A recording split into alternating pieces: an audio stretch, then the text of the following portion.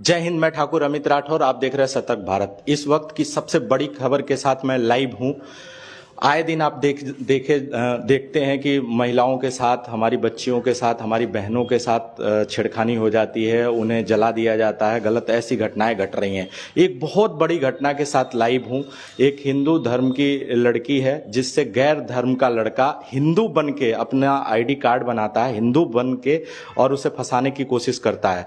जब वो लड़की उस जाल में नहीं फंसती है तो उसे मारने की धमकी दी जाती है और उससे जबरदस्ती करने की भी कोशिश की जाती है।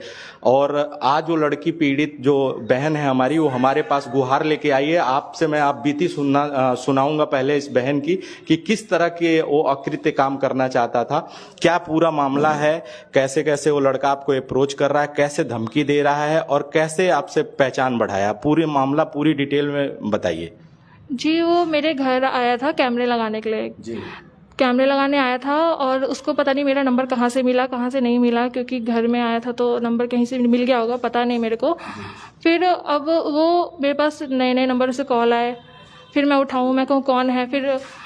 फिर उसने फिर बताया कि ये हूँ, और वो हिंदू अपना नाम बता था, अजय नाम बता के मुझसे बात करता था। मतलब राजकुमार का भी कुछ बन के मुझसे बात करेगा, कहेगा मैं जानता हूँ तुमको, ये है वो है। फिर इसके बाद ऐसे करके वो मेरे को फंसाना चाहता था।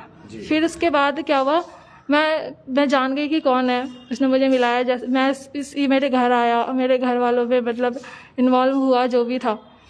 फिर उसके बाद इसने पकड़ अच्छी बना ली मेरे को फंसाने के लिए, मगर मैं इसके जाल में नहीं फंसी। मेरे को पता चल गया कि ये मुस्लिम है, किसी के थ्रू पता चल गया।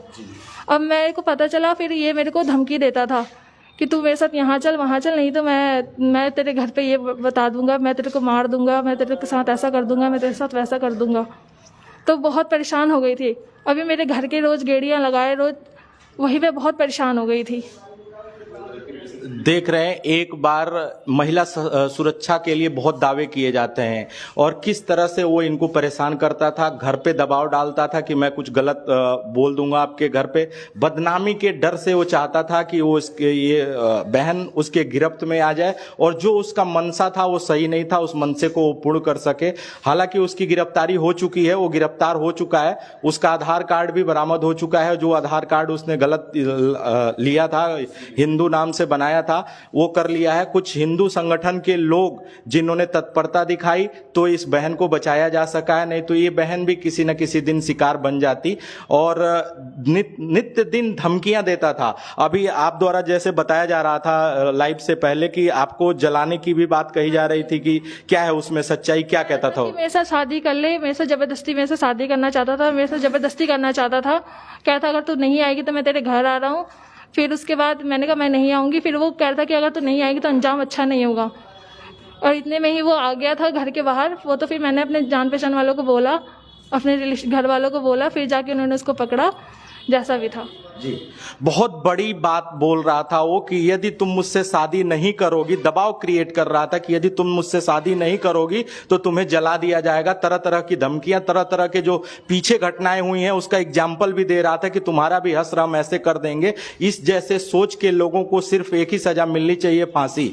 जो हमारी भोली भाली लड़कियों को अपने जाल में फंसाने का प्रयत्न करते हैं, जब वो नहीं फंसती हैं, जो नहीं फंस पाती हैं, तो उनको मारने का प्रयत्न करते हैं। इससे मैं प्रशासन से भी कहूंगा और सभी से ये निवेदन करूंगा कि कठोर से कठोर ऐसे लोगों को सजा मिले और इस बहन की सुरक्षा प्रदान की जाए, इस बहन को पूरी सुरक्षा प्रदान की जाए। कल को ऐसे मानसिकता के, घृणित मानसिकता के लोग किसी हरकत तक गिर जाते हैं तो इसको सुरक्षा भी प्रदान की जाए और कठोर से कठोर कार्रवाई की जाए। आप प्रशासन से कोई मांग चाहती हैं तो वो भी बताएं।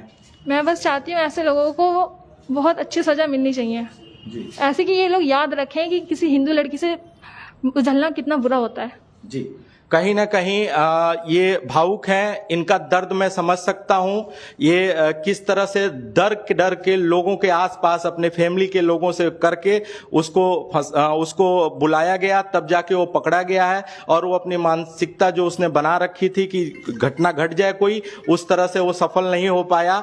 और प्रशासन से भी मैं कहूंगा कि इस तरह के लोग, इन पे कठोर से कठोर कार्रवाई हो, तब जाके इस तरह से हम अपनी बहनों को, अपनी महिलाओं को, अपनी बच्चियों को बचा सकते हैं। ये दरिंदे हैं, ये किसी हद तक गिर सकते हैं। मेरे साथ एक भाई और भी हैं, ये कुछ बोलना चाहते हैं, मैं इनसे भी इनकी भी बात राय जानता हूं। जी बताएं, शुभ नाम आपका? मेरा नाम सुनील रस्तोगी है, मैं रुद्रपुर बगवाड़ा से हूँ।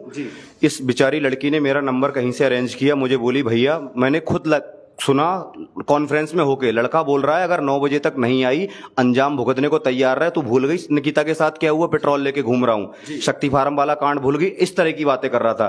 तब मैंने आनंद फानन में इस बेचारी से कहा तू डर मत, तू यहाँ तक हम पुलिस की मदद लेंगे। तो बेचारी हिम्मत करके आई। माफी चाहूंगा, आपको रोक रहा हूं। क्या जो कॉन्फ्रेंस हुआ है उसकी रिकॉर्डिंग भी है आपके मेरे पास रिकॉर्डिंग है उसकी। जी, ये बहुत बड़ी खबर है। जो कॉन्फ्रेंस लड़के ने धमकी दी है उसका साक्ष्य भी हमारे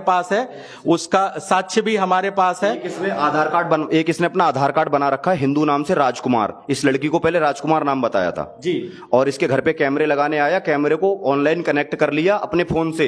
इसको बेचारी को पता ही नहीं कि मेरे कैमरे में मुझे कोई देख रहा है। जब भी घर से निकलती थी इसका पीछा करता था कि तू घर से अब निकली कब घुसी। ये खुद हैरान थी कि इंफॉर्मेशन दे कौन रहा है। बाद में पता लगा कैमरे इसने नेट से कनेक्ट कर रखे हैं अपने फोन से। जी, बहुत बड़ी खबर है और बहुत बड़ी बात कि कैमरा लगाने के लिए एक युवक आता है और उस कैमरे को अपने फोन से कनेक्ट कर लेता है सिर्फ इसलिए कि उसकी मानसिकता गलत थी, और एक लड़की को फंसाने के लिए उसकी सारी एक्टिविटीज देखता है, उसको तरह तरह की धमकी देता है। जब एक घर से निकलती है तो उसको उसके लिए सुरक्षा उसके लिए अभी किसी टेक्निकल